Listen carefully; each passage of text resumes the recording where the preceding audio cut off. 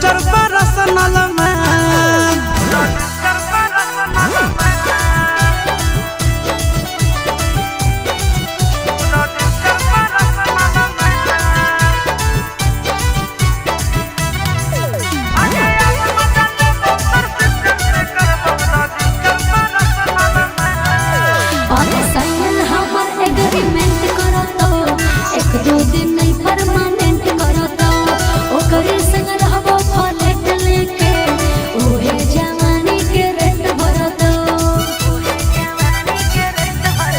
आगे तोरा बहिन ले बिक जाइबो काठा दू काठा हम लिख देबो। जब जब तोरा करबो में तोरा बहिन के किस लेबो। चल जाइबो तोरा बेसार के करबो ओकरे नाम से ना। चल जाइबो तोरा बेसार के करबो ओकरे नाम से ना।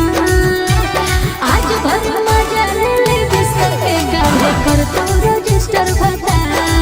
हेरे आज भर मजा ले ले बिस्तर के गाले कर तो रजिस्टर बता। बुझनी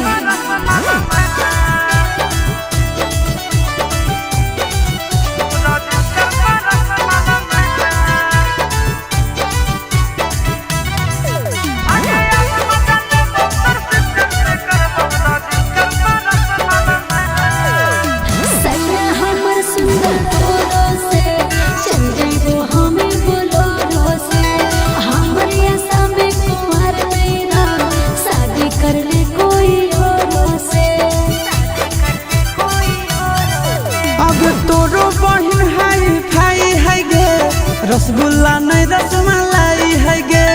तो कर आगे खटाई है गे उता जाता जा मिठाई है गे। चिंटोरा जमा जले तो सिसवा फट तो छाते तो हार। चिंटोरा जमा जले तो सिसवा फट तो छाते तो हार। आज भर मजा ले बिस्तर के गाले कर तो रजिस्टर बता। आगे अब मजा लेबो तोर सिस्टर से करबो रजिस्टर पर्सनल में।